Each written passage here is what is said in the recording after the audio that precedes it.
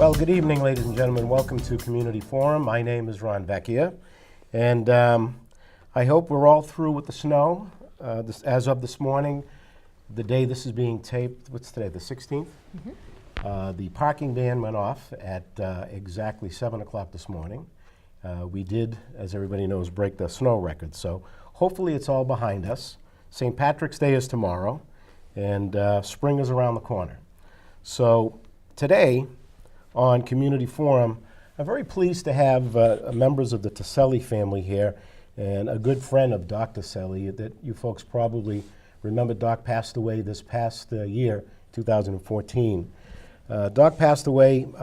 He was an optometrist, an educator, and he was involved in many organizations in the town. He also served on the Winthrop Board of Health, was a town meeting member. But most importantly, Doc had a very keen interest in protecting the environment. As a science teacher, he engaged his students by bringing the outside world into the classroom. You may know that a new foundation has been formed by the Tacelli family, and we have two members of the family here today. We have Judge Ann and we have Rick, and also to my left is a good friend of Doc's. They serve together in many different capacities in the community as teachers, educators, as political, what do you want to call it? Political what? Team, maybe? All right. All right. But it's He was the chief. He was the chief. But it's good to have you here, Archie. Judge Ann, tell the folks what you're up to now. You still live in Winthrop, I correct? do live in Winthrop, yes. I actually still live in the family home on Washington Ave. Okay. I was the last to leave. In fact, I really never left. So I live in the house, and my mom and dad lived with us up until my dad passed this summer, but my mom still continues to live there, so that's really special for my children and for them. Yeah. It's been really an honor, and we're so blessed to have cohabitated together. Mm-hmm. Now, I know Mom is in Florida, She's in Florida. and I understand she had a little mishap. Yeah, we were so anxious to get her out of the cold and the ice and the snow, and we're so relieved when she finally went to Florida, which of course was hard. It was the first time to go down there without my dad, and that was his, place to go. And then she wasn't there but 4 days and had this little fall and wound up in a rehab, which she's still in now. But I suppose She gonna be home soon? it'll be a few weeks. Few weeks. Once the snow clears. Now, your mom is very active in town. More, I see her more involved with the arts committee. Oh, she's in everything. Yeah, she everything. She's up at the E.B. Newton School. Yep. More than the janitors are. Yeah, you're probably Save the right. cats. Save the kids. Between the cats, the arts, poetry, what else? God, she could be the Walking Library. Society of Winthrop, I think. Chorus.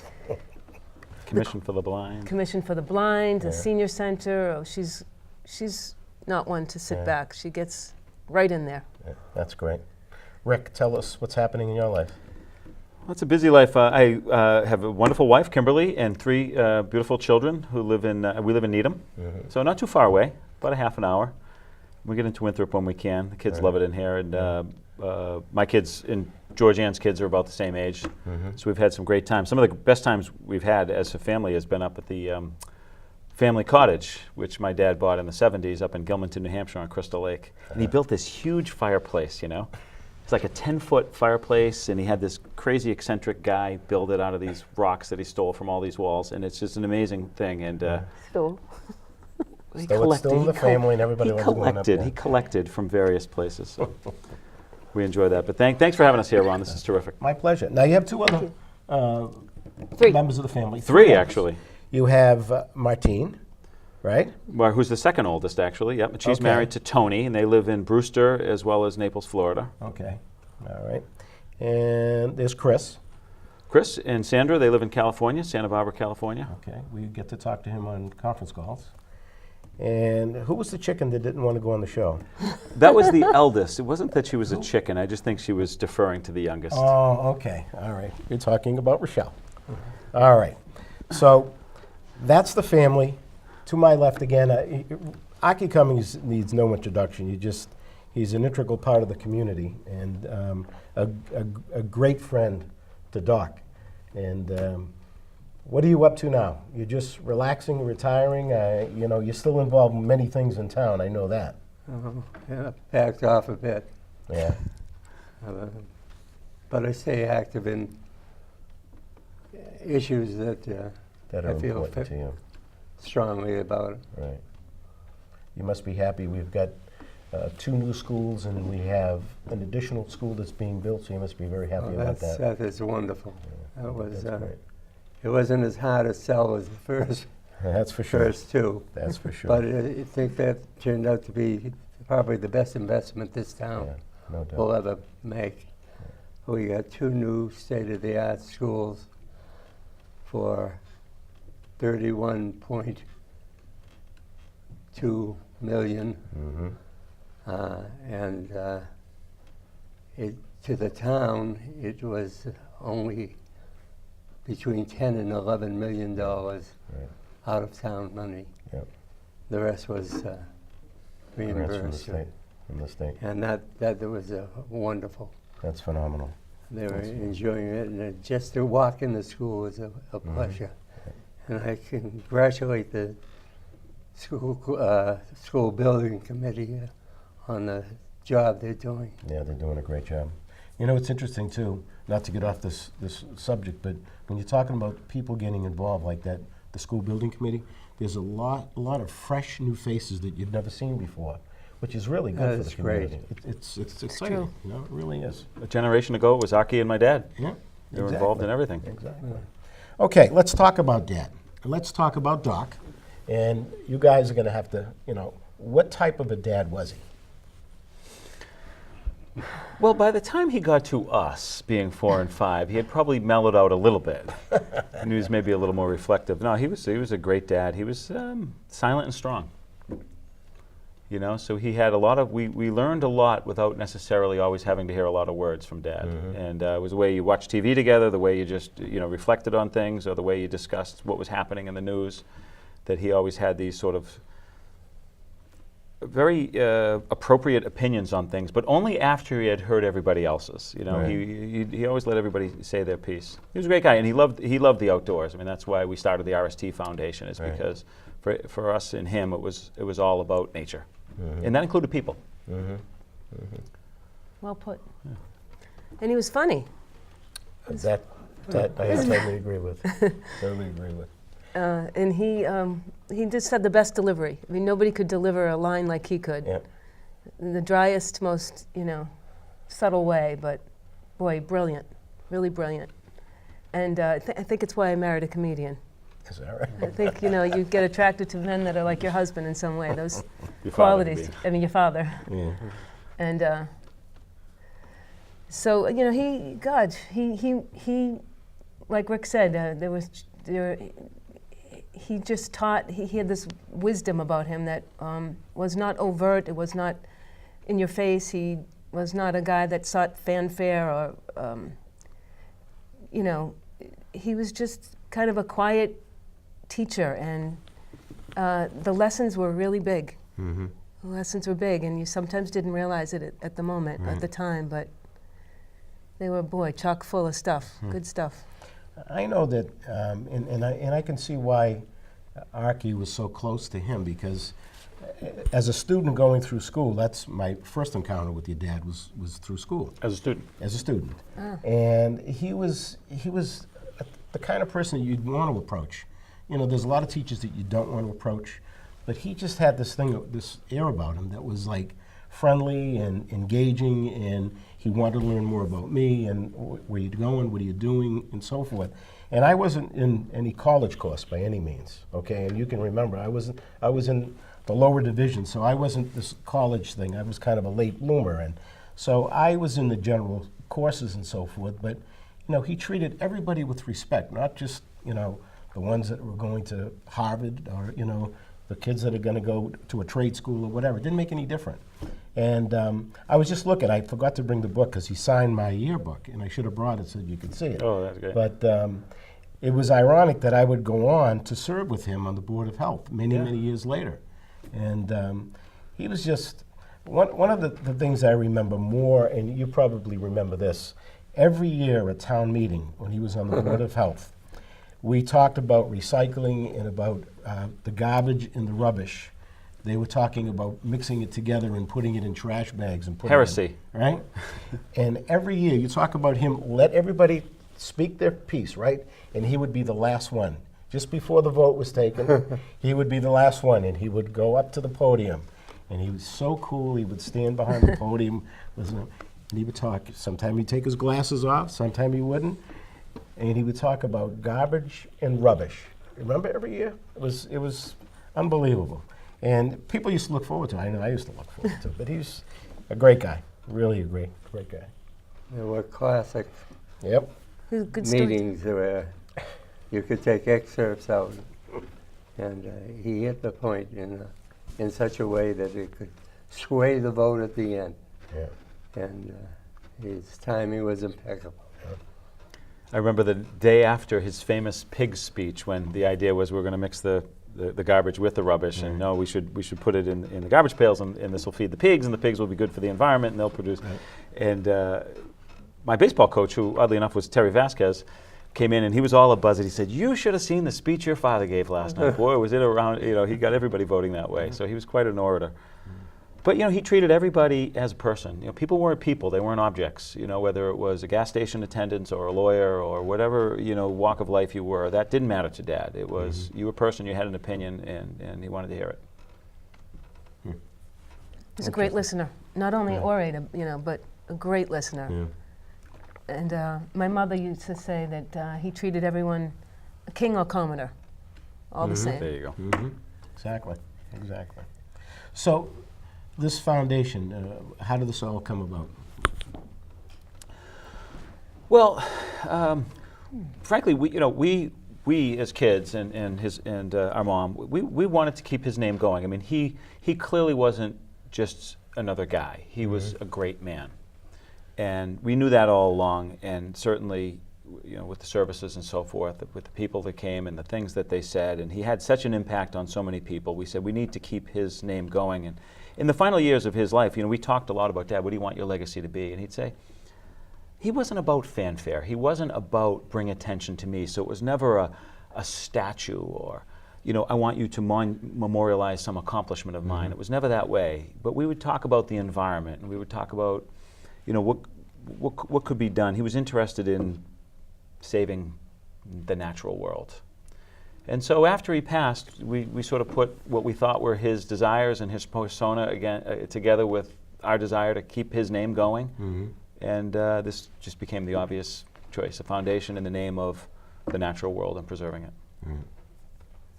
Now, when you look at the organization, I understand you're going to be giving out grants and so forth to organizations that they've kind of fallen in line to his philosophies. Can you expand on that? Absolutely. So it's about what can we do to preserve the natural world and honor the natural world, and those people, those students specifically, that would be involved in doing that through their studies.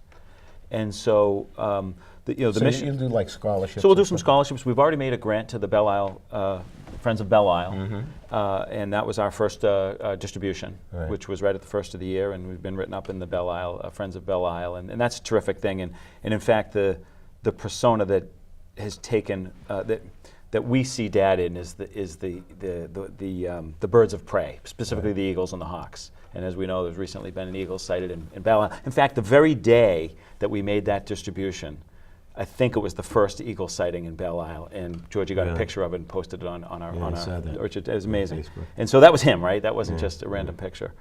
So that was a nice distribution. And then we've got some, with upcoming graduation at the high school, we've got some scholarships, one or maybe two. We're working that out to be given to students that are worthy, that are following the sciences and the environment. That's great. What do you think of that? Isn't that awesome? That is, and that's right up his alley. Yeah. Tell us some of the things that you can kind of expound upon in school. Like, you were both teachers at the same time. And Right. You worked together. In the high school, yeah. And then I went back to the junior high and bounced around a bit. But we always were on the same page. It's amazing that if you talk, we go to a number of reunions together. We'd be going to the class of 60s, 55th reunion, which is coming up in the fall. And the students who identify with Doc, he just draws. It's always a crowd around him. It's like bees around honey. And that brings up another story. I was going to ask you about it. As soon as you brought that up, I was going to ask you. Doc was, in his natural way, there was some interest in honeys and bees and so forth. So he said, well, to the kids, let's get together and see how we'd raise a beehive and get our own honey and use it for the muffins we'd bring in the morning, which he did for the kids who didn't get anything to eat at home. He always had something there they could munch on. So they decided to start the beehive, and he was in room 110 in the old high school, which is where the new temporary high school is located. Yeah. And I remember it well.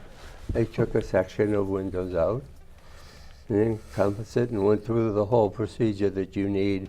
Got a queen bee and got the drones coming in, going in. And this beehive started to grow and grow and grow. One weekend, Doc checked them out on Saturday and they were fine. He went about his business. Monday morning, Ralph Duplin, who was the principal, some of us are old enough to remember Ralph, came in and we heard over the PA, "Tacelli, get down the office." It seems that it had grown too big and the hive broke and the bees were loose in the classroom. There were thousands and thousands of them. They made a carpet of bees about a ½ inch or an inch deep, all over the floor, and some went out under the door into the corridor. And this was just as the students were coming. We found it humorous afterwards. Ralph didn't find it too humorous, but he appreciated it later on. And there were similar situations that made Doc a memorable character. If you got from a group of kids together, they would find their way to Doc at a reunion. And it was casual, it was informative, it was warm, and they worked for him in such a way that it was constructive without any undue pressure. Right. Yeah, it's funny, Doc was a leader in a quiet way. He belonged to an awful lot of organizations, and he always rose to a key position. His people that were in the committee voted him the chairman of the board of health, the water department for many, many years, at least 20 years, I believe here. In the teachers, he was the negotiator for the administrators division of it. Right. He just rose to the top, and he took them in stride, and he ran it just a nice ship, and in such a way that people responded and got involved. Yeah. He got the most out of it. Well, I mean, as I said to you, that's how I remember him in school, and later on working with him in town politics. It was so easy to work with and so sincere. I never met a person as sincere as Dr. Tacelli. Well, and I don't think he aspired for those roles so much as the people thought he was fair, and he was the elected one about him. Is it true that all the kids wanted him as their teacher? Because Georgie and I never had the chance. He was absolutely retired from teaching and on to optometry by the time we got to the high school. Yeah, but no, it was the truth. Everybody, you have Doc. You have Doc for class, and that would be the kind of question, at the beginning of the season, when you get your assignments. But now he ran for other offices in town, but didn't he run? Wasn't he involved in a really close race for selectman at one year? Right. He and Dick Dimes went to selectman. Dick Dimes. Okay, I understand it was a very small tally between them. The closest number of votes and the most number of votes on any election until that time. Is that right? And he made me the chairman of the committee to elect Dr. Tacelli. That's not surprising. He almost did it, and then it was close. But they worked together afterwards, and it was, Doc, and if you met him twice, you considered yourself a long-time friend of his. It's nice. Yeah. Interesting. Very interesting. So let's go back to the foundation. You guys have a website? We do. Sure do. Tacelli.org. Okay. And what's on the website? You got like your mission statement on there and the whole bit? Georgie? Yep, there's a mission statement. There's a beautiful gallery of a lot of pictures, family pictures, and my mom and dad, and stories about people that have written in.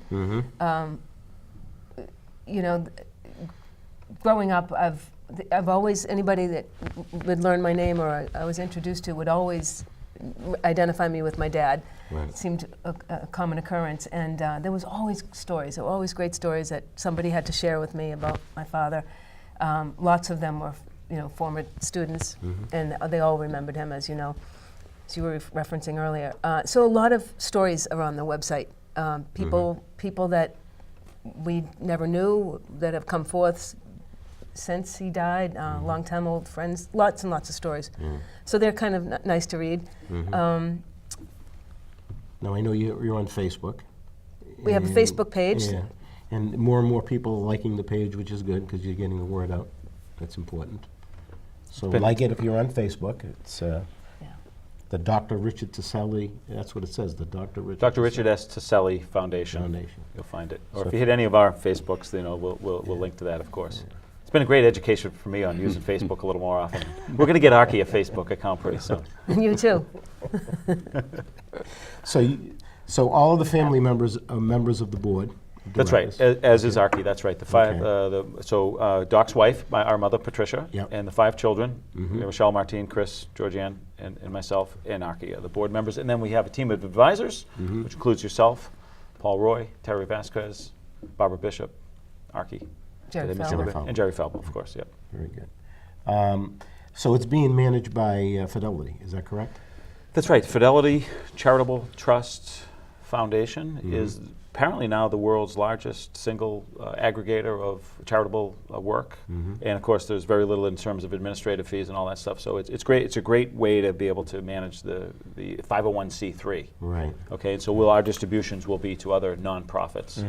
And the board of directors, along with the advisors, will get together and figure out where that goes. So if anybody wants to make a donation, it's tax deductible, number one. Number two, Absolutely. They just go to that, to richardtacelli.org, and that'll kind of walk them through what they need to do. Yeah, or donations. They can go right to Fidelity. That's right. They can go through Fidelity and denote the charitable foundation, which has a number to it. It's up on the site. It's a serial number.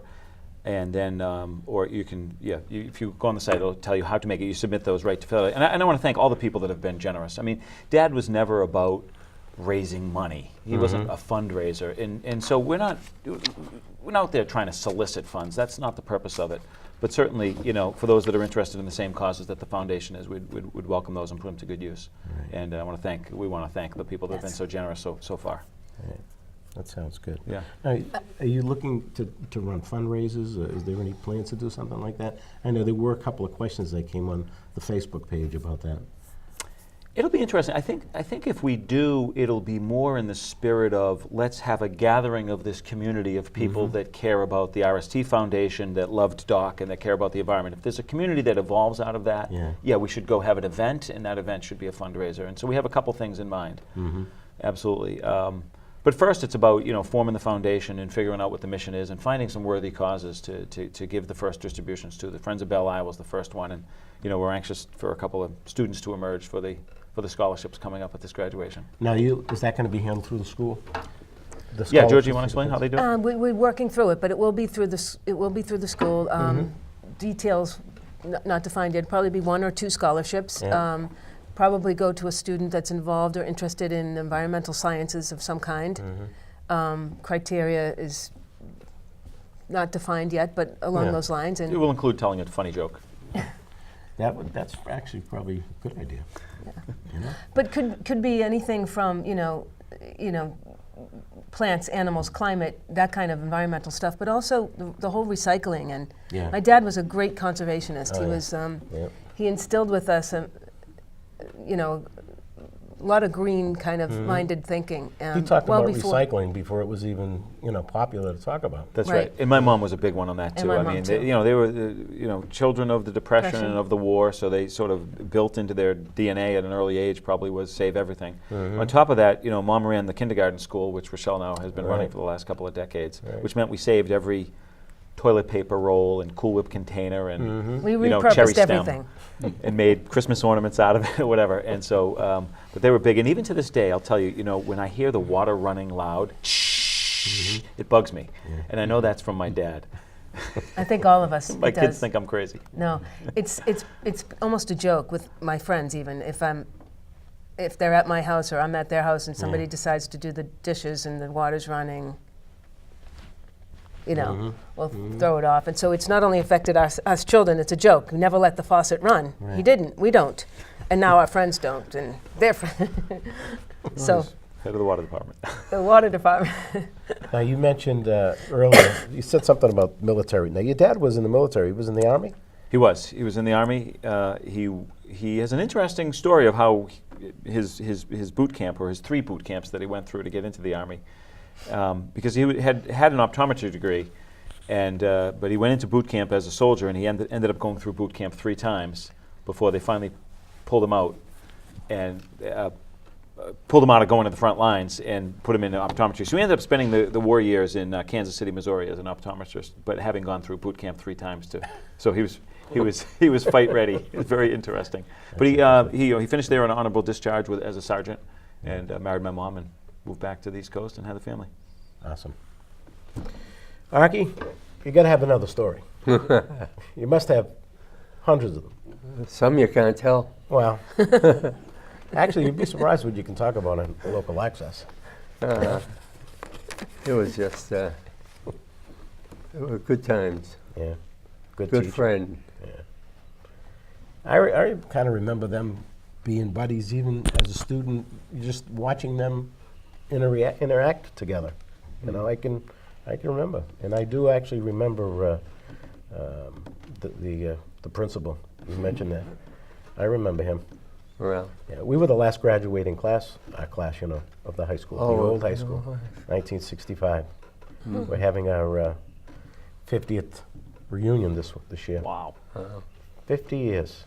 See how time flies? well, it does. Well, Archie said that he and my dad chummed together a lot, and there was never any place they went to that at least they didn't know most of the place. If Archie didn't know them, Dad knew them. If Dad didn't know them, Archie did them. Typically, they both knew everybody. Very popular and well-respected men. All right, so if folks want to donate, they can go on Facebook to get further information, Yep. or they can go on Tacelli.org. Tacelli.org. It's supposed to be Tacelli, by the way, but somewhere it got We had that Americanized. discussion at the last meeting. Yeah. Tacelli, C All right, followed so by. Versus it happened when Tacelli. Rick went to Italy. Well, anyway, the Italian, the Italian relatives, it's Tacelli. C followed by E is CH. But somewhere along the way, generations ago, it became Tacelli. Okay. I'm reflecting. You didn't ask the question, but I'll tell you. My dad and I did a lot of fishing together. a lot of fishing. We spent a lot of time in the outdoors in New Brunswick and Idaho with my brother, and in Maine and New Hampshire and all the New England states. We did a ton of fly fishing. Got a picture here. Dad and I fly fishing. See that? So a lot of fishing. A lot of fishing, just a lot of time to relax. I mean, he was just the easiest guy to hang with. You know, even when he was hospitalized and he was very sick, a pleasant day was hanging with him in the hospital and maybe taking a nap and, and playing cribbage. Yeah. And so fishing was the ultimate in just hanging together and enjoying nature. You know, we camped sometimes, we stayed in a trailer sometimes. We get out, we walked, we were in boats, we were on the side, you know, sides of rivers and in lakes, and there's the amount of. Wish I had a picture for every time we went fishing. It would be more times than we actually caught fish, by the way. We actually have more licenses than fish caught. But the times together were precious. So tell me about the fireplace at the camp. You talked about the fireplace.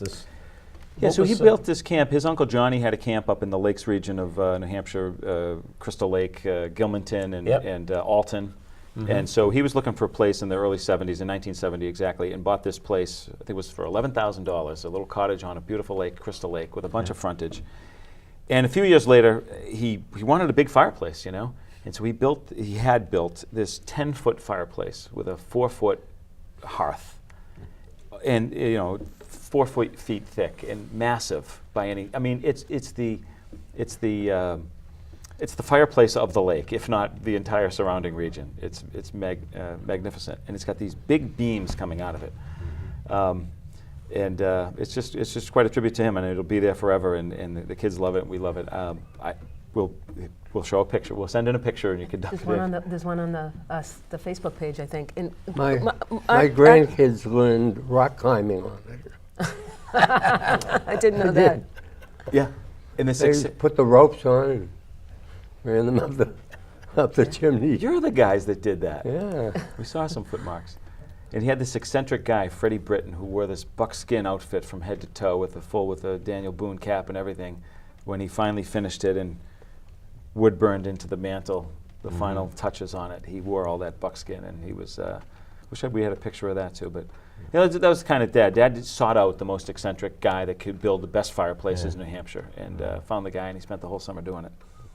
And I think they have incorporated rocks from different travels. My mom and dad's travels over the years and to Europe and so forth would collect some pieces of rock or. Yeah, there's castle from England. There's a piece from Pompeii. Of their life, you know. That's cool. Yeah. And it's a beautiful lake, and you know, my sister took over the cottage. Martine took over the cottage. We call it the cottage. It's a cabin. It's a camp. In of course in the late 80s, and she's left it the way it was. So when you go up there, it's 1958, it's 1974. It's, you know, there's some modern homes where people have built them up, but not this. This is the camp, and it's Dad. Yeah. It's still Dad, and so we just cherish it.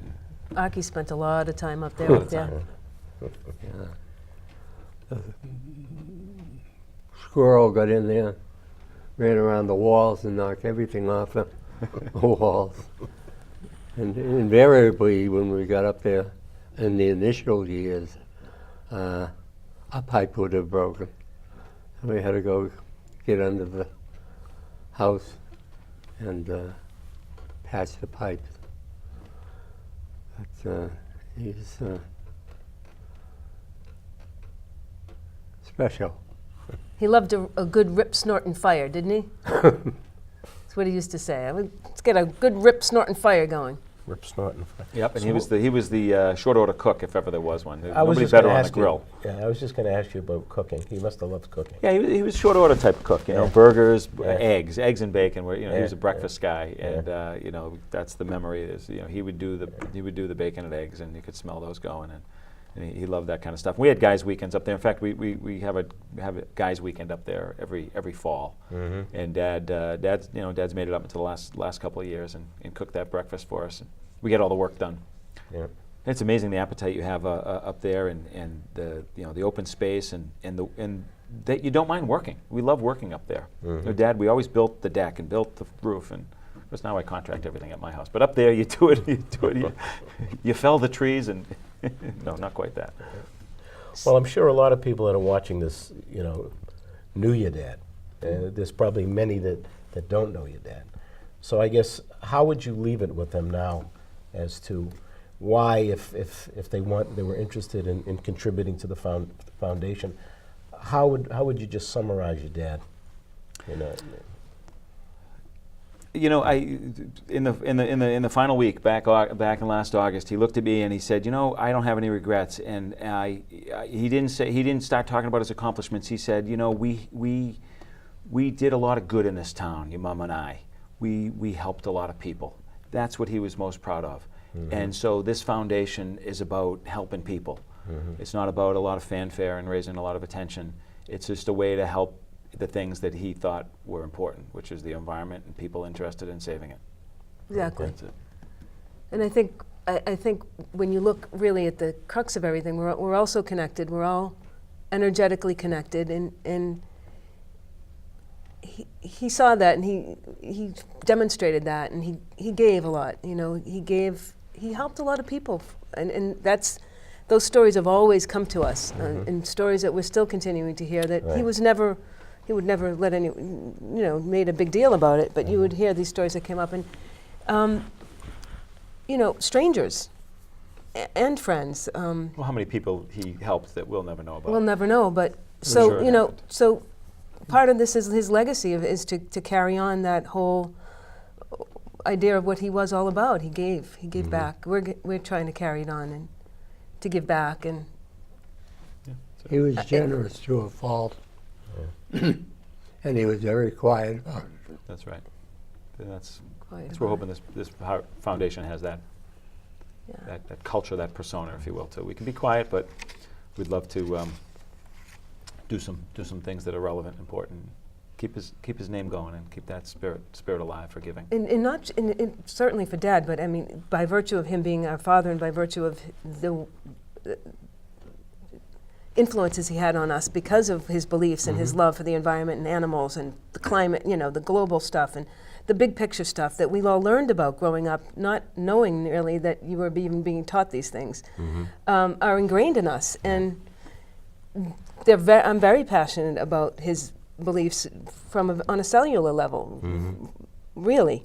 So we're all like that. I think we all feel that way. So it's just it's a natural kind of an easy thing. Yeah. I'll say one other thing.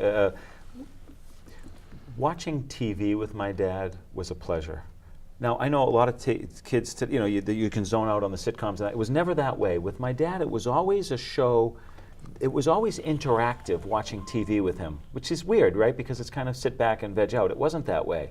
Whether it was a history show or a Western or our favorite, which were the animal shows, and there weren't a lot back then. They didn't have the Animal Planet and the History Channel, but whenever they were on, we watched them together, and we talked through the commercials about the animals. We talked about the environment. We talked about the land and the peoples and the cultures and all that stuff.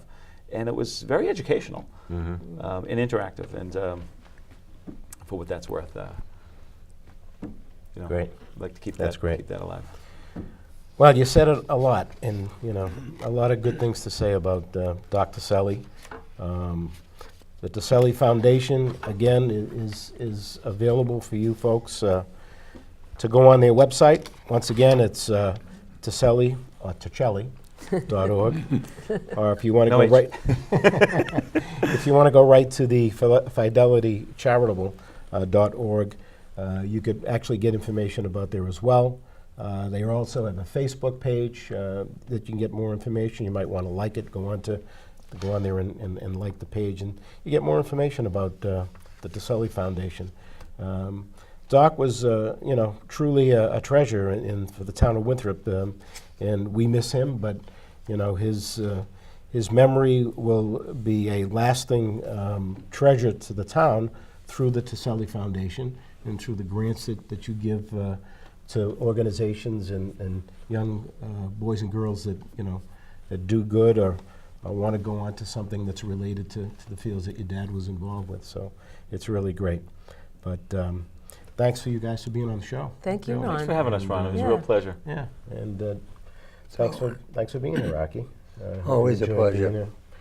And again, if you have information you want, it's at Tacelli.org or the Fidelity Charitable.org. Until next time, this is Ron Vecchia. You've been watching Community Forum. Thank you.